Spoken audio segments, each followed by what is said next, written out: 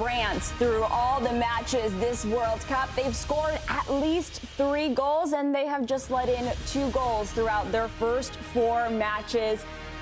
And they are a scary team to watch, Lisa, especially the front four. They were terrifying. So scary to watch. We were talking about they could bring out their second team, and they could still dominate a game. France is incredible to watch this year, and so much better than they were 4 years ago, which is also terrifying to think about. But it's that front four, really, that is so lethal. They're the best front four in the world right now, in how they're playing, their relationship with each other too, with Kylian Mbappé, Michael Olise, Dembele up top. They have such a good partnership in fluidity and understanding where each other moves. They're also really unselfish, and that's key for those front four, because they could be very selfish. On any other team, they would be the one superstar, but with this group, they play so well together. It's what makes them unstoppable. You have too many players to watch. Is Mbappé maybe the scariest of them all, though, Benny, you would say? I mean, he just continues back and of the four-headed monster? Of the four, is he the scariest one? Man, I think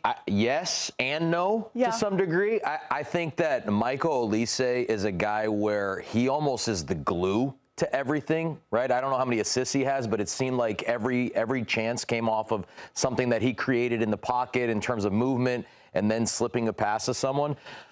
It's hard to argue with Mbappé not being the number one guy, which he is, right? He's the alpha of those four there. But it's almost it's Lisa. It's funny. You talked about them all being unselfish. I almost think to some degree they're all selfish, but there's so much to go around that they're all happy about it, right? It's like Mbappe's getting his goals, Dembele's getting his goals, Olise's getting his assists, now Barcola and Doué getting their piece as well. And so, man, they're just so good that there's just so many opportunities for all of them. But yeah, I think to your question, yes, he's the scariest of the monsters, but I really like what Olise is doing with his team. And he takes a little bit of the back seat, but he allows everybody else to flourish. This is the first time in like 2 decades they don't play with a target man. They had David Trezeguet in the 2000s, Olivier Giroud in the 2010s.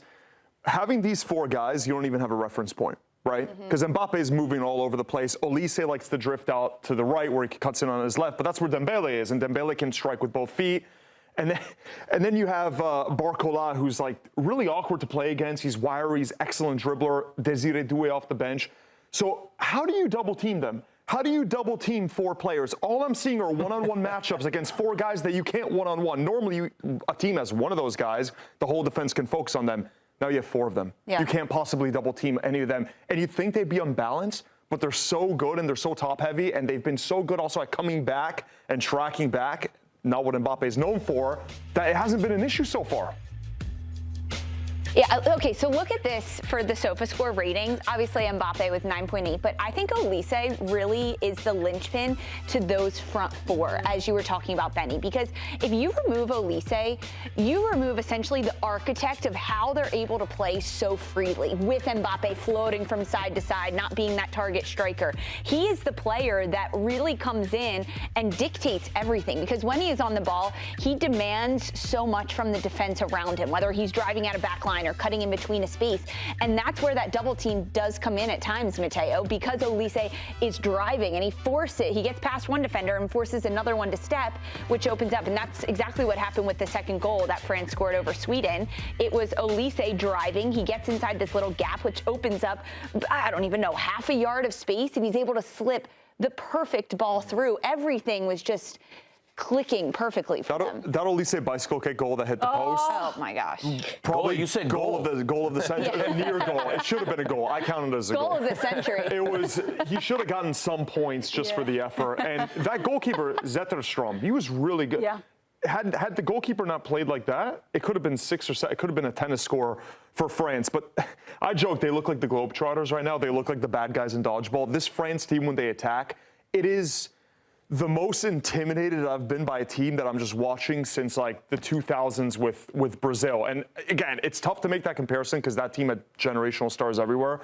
I'd say Dembele is now generational, Mbappé is, Olise is on his way there.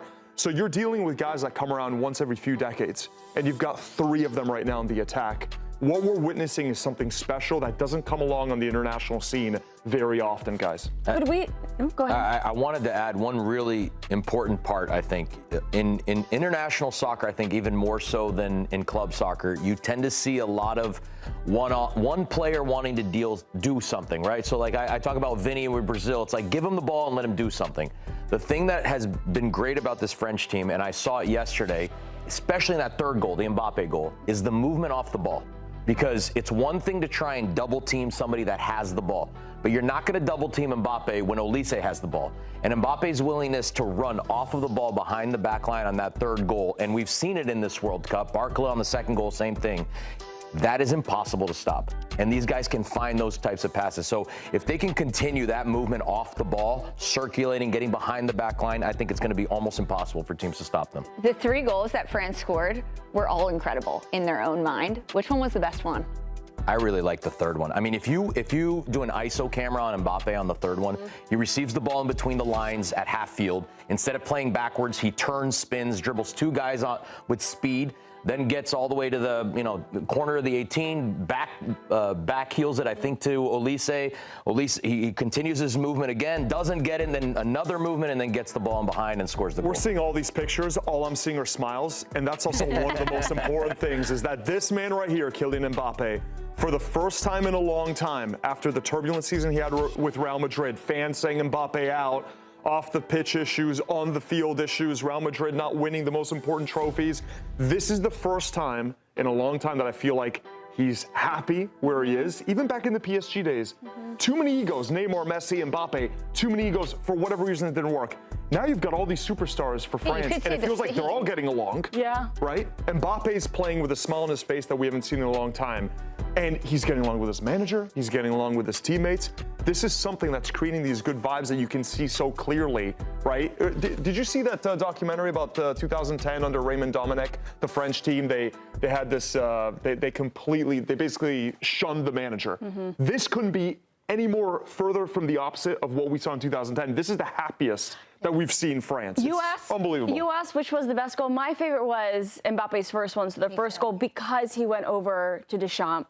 And afterwards, he was asked about why he did that. And was that when Deschamps also? No, that was when he got subbed out. That was when he subbed out. But you can tell the love that they have for the manager. And Mbappé was asked why he went to go hug Deschamps. Of course, Deschamps wasn't in their last game because he attended his mother's funeral. And Mbappé said it's so that he knows that I'm here. We're all here for him together.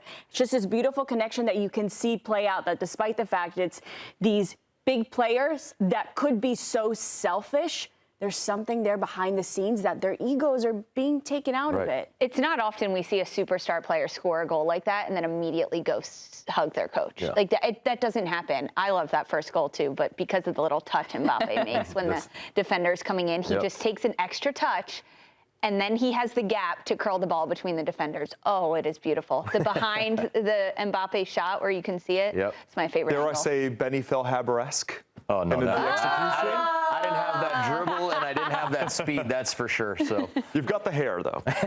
We do have someone, that counts for something. We do have someone in the comment section saying that this is peak for France right now, which is a bit crazy because they won it in 2018. They at least went to the final in 2022. Would you guys say that this is the peak for France? You think they just keep getting better and better from 8 years ago, 4 years ago? And it's one of the greatest French teams of all time. Obviously, I didn't see the ones before when I was born. France was always in the mix. 2006, they were probably the favorites against Italy until the Zidane headbutt and penalties, which, again, it's so unfortunate to go out in that way. But since I've been watching France, I just don't remember an attack quite like this. They've had so many incredible players. They had the attack with Thierry Henry and but this is different. This feels like with Kylian Mbappé playing at the level which we thought he would be, right? 3-4 years ago, we were all saying, oh, this is the best player in the world. And now the conversation's been a little bit murkier since he joined Real Madrid. This looks like the best player in the world, what we're seeing Mbappé do right now with France. Yeah. So let's look ahead, of course, because France will be taking on Paraguay in now the round of 16. So now it is time for our Zillow expert guidance brought to you by Zillow. Sunday starts today. Who wants to put on their teacher hat right now and give some guidance to Paraguay as they'll be taking on this? No, who has the pump-up speech ready to go? Inspiration. It's not about tactics. I think you need to take Paraguay to church and start praying. What do you guys expecting out of this game? I mean, of course, Paraguay, they've got the momentum of taking out a giant in Germany in their last game. So, of course, they'll bring that into France. But, Lisa, your expert guidance for this Paraguay team? I'm with Benny. Lisa. Pray on this one. No, I mean, I think it's a lot of what we just talked about. The attack that France has is so formidable.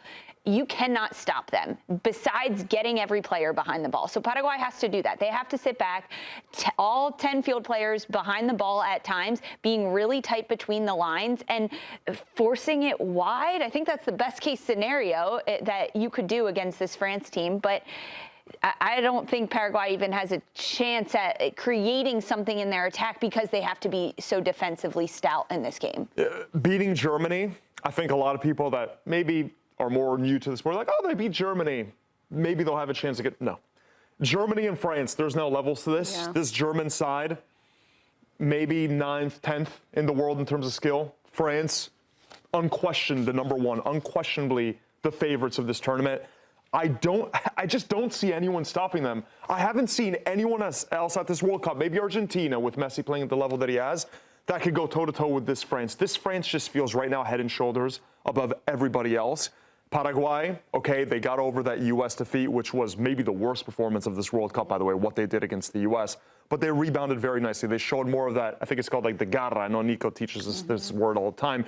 Grit. But they're known, exactly, you know, you're Brazilian. That's right. They're known for this intensity, this South America, they play gritty, they make it tough. You know, Gustavo Gomez, the captain, the center back, kind of embodies that. He looks like a mean guy that you wouldn't want to go up against.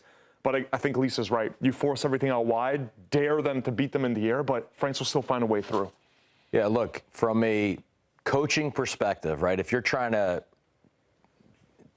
get these Paraguayan players to understand what is needed, I think you're going to get them to play the way they did against Germany, which is deep. You're going to defend deep. You're going to protect the goal, and you're going to be gritty, right? You're going to try and make the French players annoyed at you, right? And make them kind of get them out of their whatever focus they're in. They're in the zone right now. And Physically, like hit them? I think mentally a little bit, right? Maybe kick them a little bit. There hasn't been a lot of yellow cards and maybe red cards there have been, but not a lot of yellow cards. Refs tend to let things go. So maybe kick them, maybe get them out of their groove a little bit and you know, stare at the clock and see if you can get to 5 minutes into 10.